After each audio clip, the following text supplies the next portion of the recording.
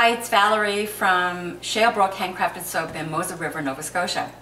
And I pray that you will have a blessed 2020, safe and healthy, and that you would go into 2020 knowing Jesus Christ as your Lord and Savior, for He is the way, the truth, and the life, the only way. Today, for my first video of 2020, I would like to talk about doing yogurt soaps. And actually by accident, I hit on this probably, I don't know, I'm thinking 5 years ago, maybe a little bit more than that, but just by accident. And so then I started doing some research on yogurt. And back then I had read that some people make soaps totally out of yogurt as liquid in replacement of their lye liquid, and some used it. So I ended up trying that a lot of the times, and I found out that yogurt actually can help make your soap real loose. And I haven't done one in a long time, but the other day I just finished doing a 3-pound loaf in 3 1-pound batches, and I used yogurt as half of my liquid in that, and my soap completely separated. And it took me forever to get that back, but it did. This one I'm hoping it's not quite that bad. I'm going to do just a little bit less yogurt in it. But one thing I found with using yogurt is the soaps seriously have a very silky texture to them, it appears to me. And of course your formula will play a part in that as well, and what other additives you use. So this video is going to be about using yogurt in the soap. And I'm going to do this one just a little bit different. I will take you through the cook, but I'm not going to show you the whole thing. I'll bring you back for stages of what I'm doing. And so this soap, I'm just going to call it Bare Necessity. I need to restock that one. I haven't, and I've been asked for it, so I'm going to go through and restock it. I revamped the recipe a bit. So I'm going to use water as my lye liquid, and then I'm going to use about 2 ounces of cooked strained oatmeal. I will use 2 ounces of coconut milk, and I'm going to put 2 ounces of yogurt in with the coconut milk. I'm using a 2% fat yogurt on this. You can use whatever you like. And then I'm going to be adding 2 heaping tablespoons of yogurt after the cook. This is a 2-pound soap. And I will post the formula for this. I am using a different butter in this today, one that I had got from Epic Stargazer, and it was a Murumuru Butter. It's a highly cleansing butter, like even more so than coconut oil. So it's a very drying, stripping butter, but it also has a high level of bubbly, which will add to the lather. So I used 3% of that in this. And Murumuru butter does have a particular scent to it, and I'm hoping that it doesn't affect the soap. Not really going to scent this soap. I think I might add about 10 to 15 drops of Pomarosa oil just to give it a hint in there. So I'll be using lard as well in this, and Kokum Butter, and Babassu oil in place of coconut. Let me see what else I'm going to take. I'm going to add some honey and lanolin and aloe vera gel and vitamin E to this. And this is going to be what some people will call an all-natural soap. It's going to be, I'm going to do a ribbon pour with this, or try to do one. And I'm going to use paprika and indigo to do ribbons in a natural color batter. As well, I am super fatting after the cook with perilla seed oil. That's awesome for the skin. That's some new stuff I found on that. And mulberry silk is in this. That's about it. I think if there's anything else that I have forgot, I will mention that as I go along. The other thing is, don't ever forget to wear safety gear like glasses. Where are my glasses? There are my glasses, and gloves to protect yourself from lye. So when everything is ready and I start adding things, I'll bring you back. Thank you for joining me today. Okay, so here we are back, and I'm going to, the thing I forgot to tell you was that I'm doing this at 35% lye liquid and not 38. And the other thing is I have some people here working, so you might hear them in the background. The oils that are about 183 and my lye is about 184 Fahrenheit. I'm just straining this I used very little liquid to mix it, but you must actually use at least the same amount of liquid as your amount of lye, so the lye will dissolve properly. Now this here I'm putting through a sieve because I noticed that I might have used too much silk hair and it didn't all, yeah, I guess it did all dissolve. I'm going to get as much of that lye as possible in there.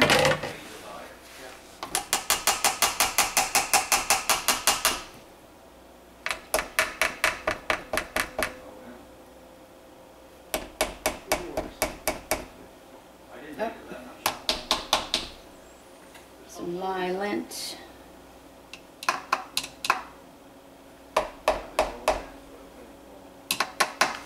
All right,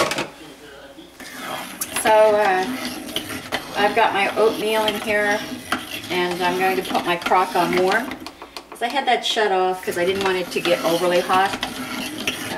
Where this crock is on warm, that's going to cook real fast anyway. And the next thing I'm going to do is I'm going to bring over my 1 ounce of coconut milk with the 1 ounce of yogurt. And this may or may not separate because of the coconut milk, but I'm thinking it just may because of the oatmeal and the yogurt. Here we go.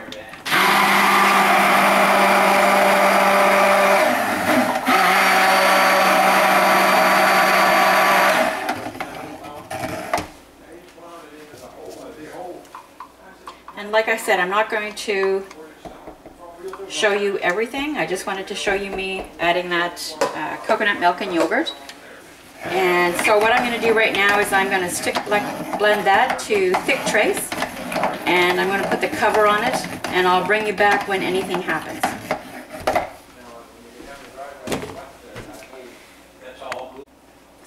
Okay, so that's been about 5 minutes, and I brought you back because I wanted to show you that the batter has completely separated. So when you cook with yogurt, it separates your batter, but not to worry about that, because what I'm going to do is I'm going to stick blend that back together, and I'm going to shut the camera off when I do that. So completely separated, different things will do that, and yogurt in the cook obviously does that.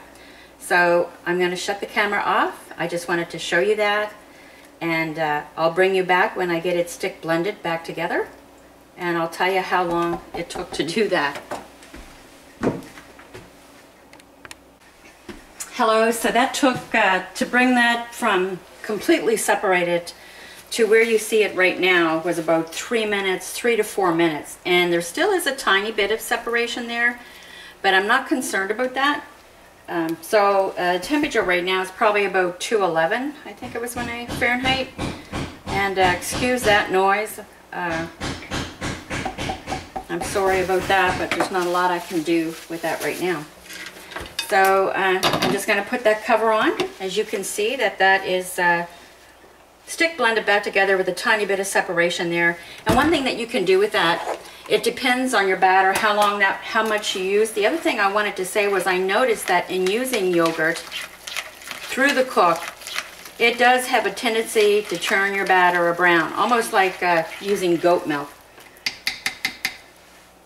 Using goat milk through the cook.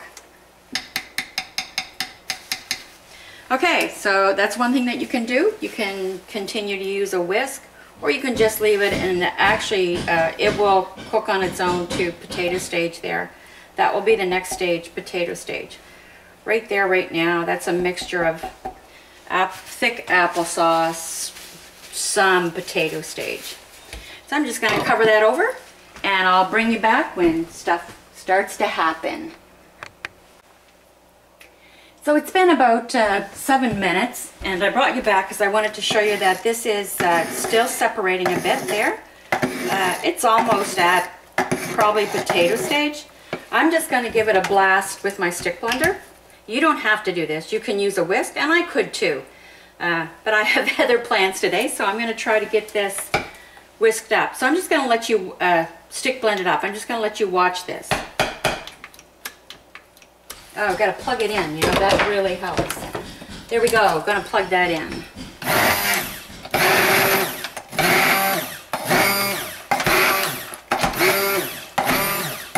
Now this batter is going to get real hot too, so I'm careful of that with my stick blender.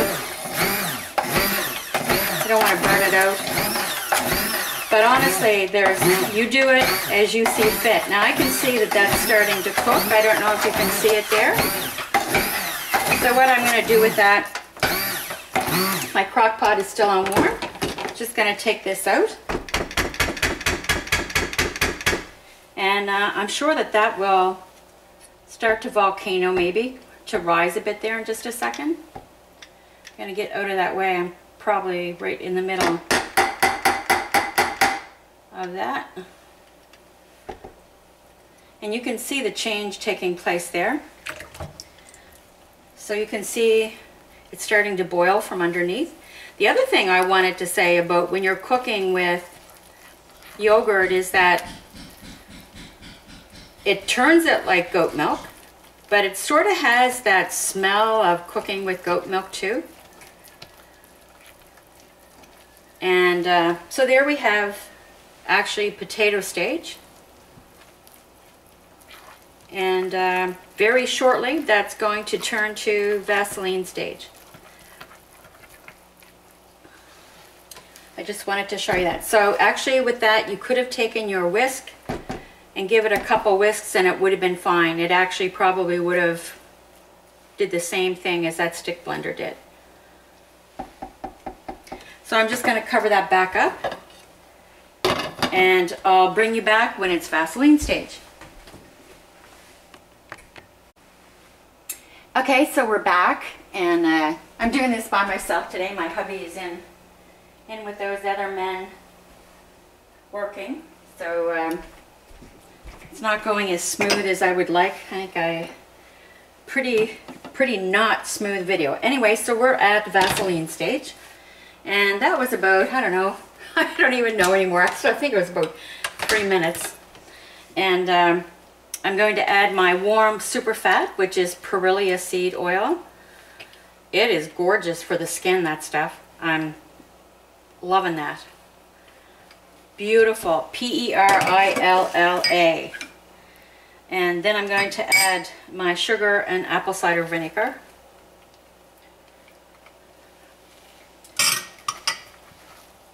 I'm just going to turn that off. Actually, that's still on warm. So that's not a very white color for the design I'm going to do. It will lighten up. It just won't be, it'll be like a ecru color.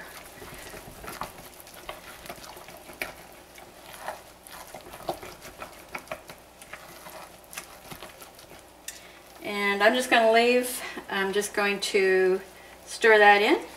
I'm going to unplug it, but I'm going to leave the crock in there in that electronic part.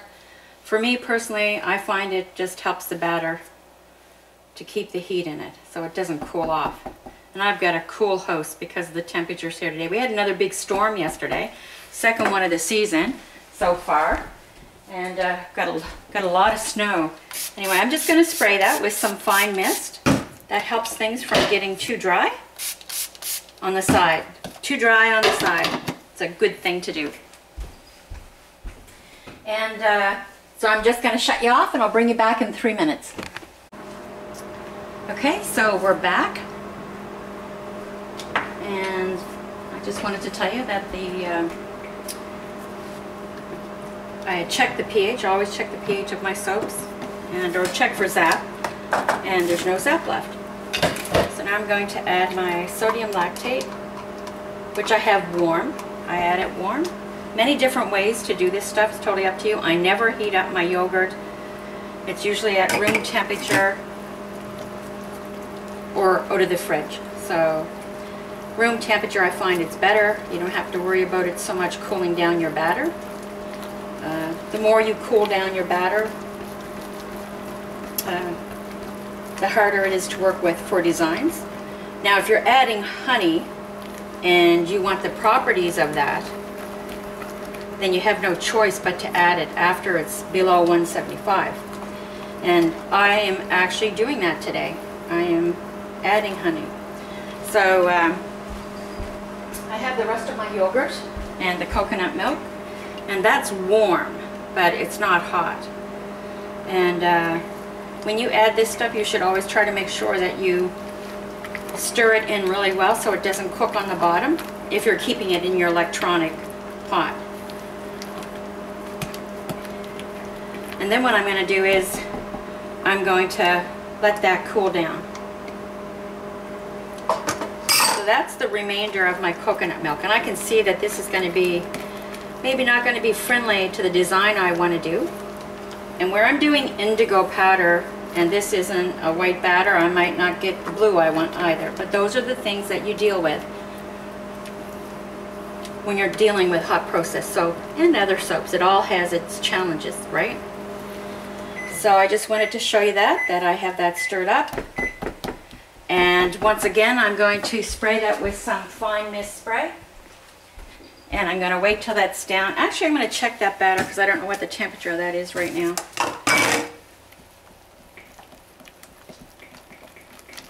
Okay, so that's about 183, and I'm going to wait till that gets below 175. When it is, I'll bring you back, and I'll add the honey, and we'll go from there.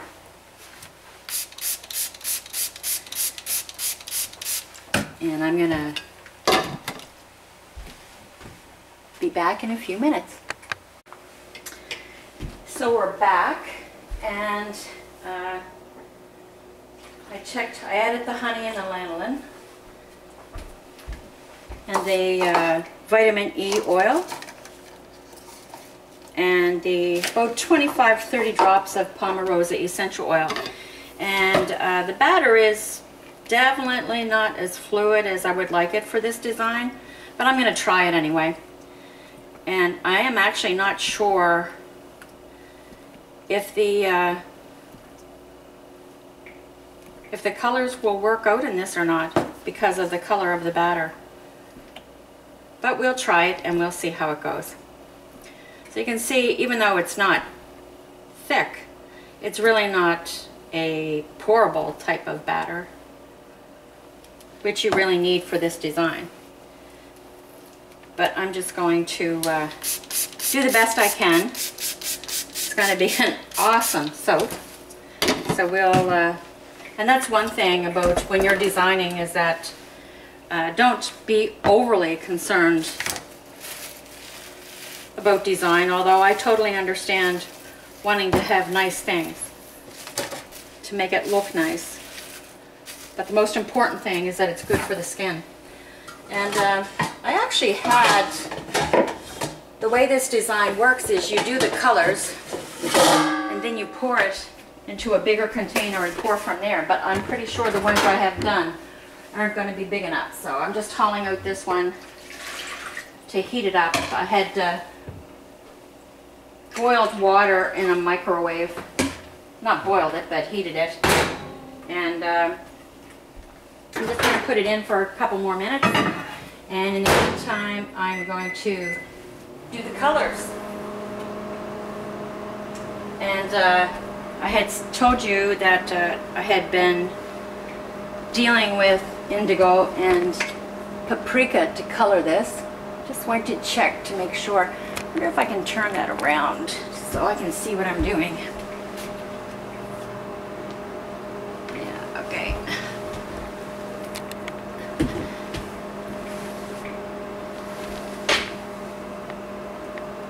And so the paprika I've had in there since yesterday morning, and the indigo as well.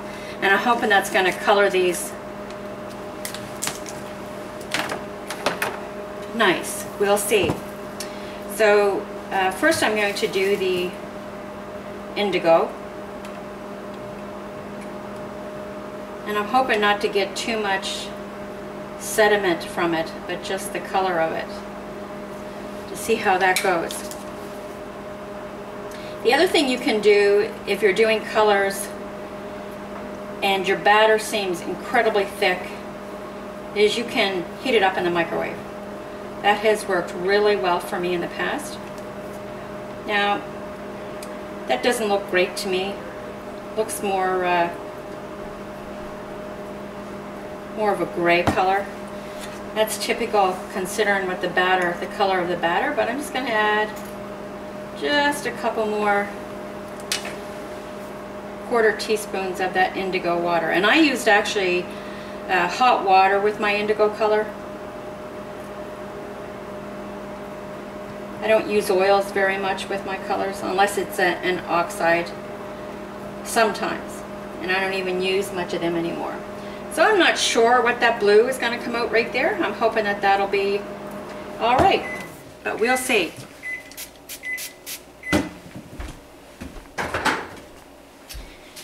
And I'm just going to cover that over to try to keep the heat in there. See that one there. Trying to get away from one-time plastic. So this works really good. I'm hoping that when that batter dries that will be a light blue color. We'll see. And this is going to be the paprika. I had this in hot water as well. I'm not sure how this is going to turn out. I was hoping I could get an orange from it.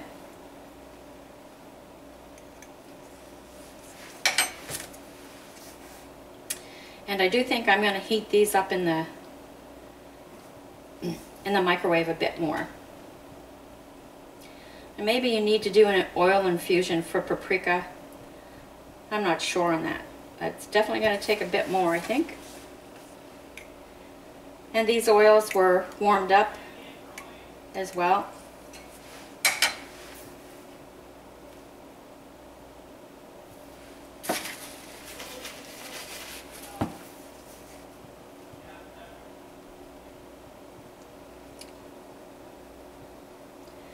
It doesn't look too orange to me, but it might be once it dries. I might put just a tad more in there.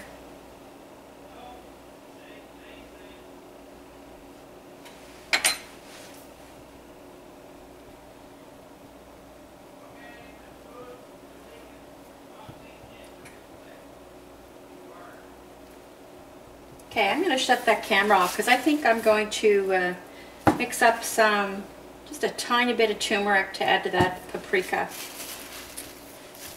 And I'll be back and put you on. Okay, so we're back, and I heated this batter up 30 seconds and added a tablespoon of hot water. And my colors, I added that tiny bit of turmeric and a teaspoon of hot water to each and heated them up for 10 seconds in the microwave so I could get it just a bit more fluid there. And what I'm going to do now is I'm going to pour these randomly off and on so you can see how I line them up. This can be done different ways. It's just up to you how you want to do that. I just line it because of the thickness of the batter. It is going to be a bit different. So the men are over there talking to my big Congo. I can hear them over there. So I'm a little bit disappointed in this, but just do the best you can with what you have there.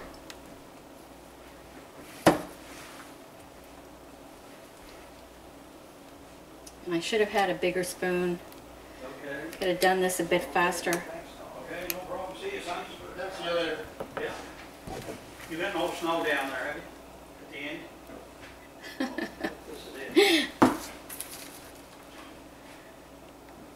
get the bottle of water. The man you'll get it. Okay, see you, Sonny. That's the other one. See you, Brian.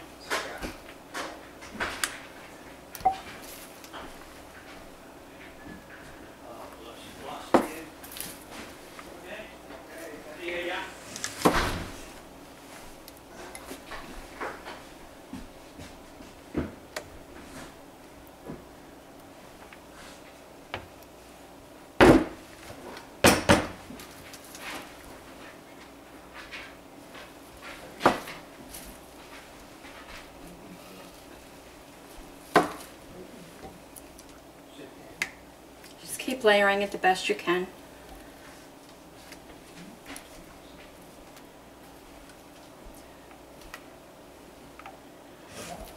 Try it anyway. Like I said, it's As long as it's not too hard. Not too hard. there's not a lot you can do when your batter gets thick like that, so just do the best you can with it. What?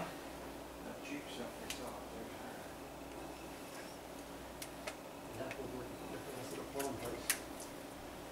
They go to match that. But what I do is it looks like that. What you can't go on.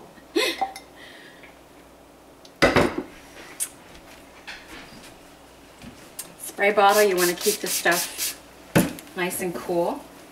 Nice and moist, I mean.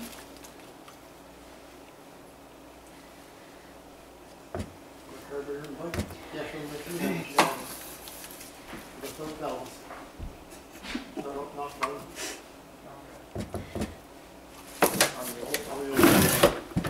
I usually always keep my molds heated up.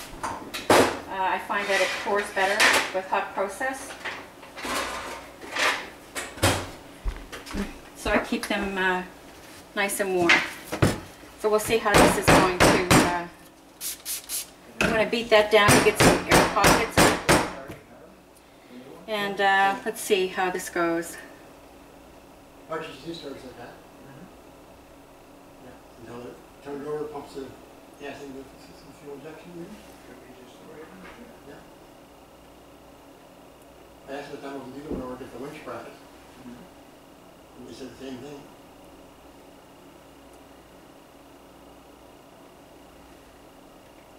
I know we put a float valve in, a float thing into a carburetor another one a couple of years ago. And it seemed fine. And that's basically it. You fill up your molds like that. And sometimes I'll spray it on top. Put a bit of design in. I like to have them as full as I can. And do little curlicues on top. And I'll show you pictures of these when I take them out. So thank you for joining me today for this yogurt soap. It's a beautiful soap, makes a lovely, light, dense lather. Bye-bye. Just wanted to show the lather from that yogurt soap.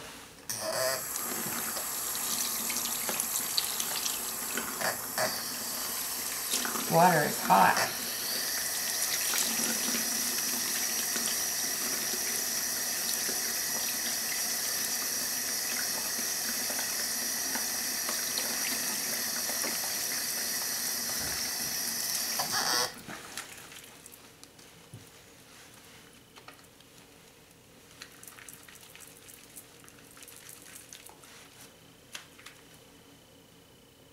Thank you.